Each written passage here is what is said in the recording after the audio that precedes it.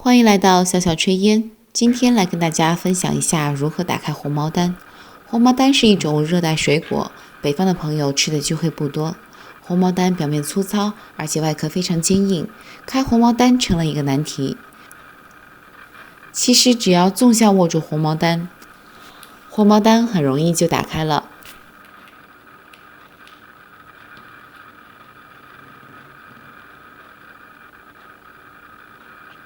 如果红毛丹比较硬的话，转一下方向，同样的方法再用力几下，红毛丹就能打开了。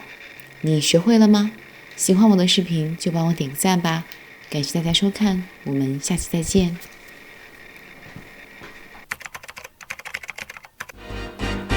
喜欢我的视频就马上订阅吧，打开旁边的小铃铛，才不会错过精彩内容哦。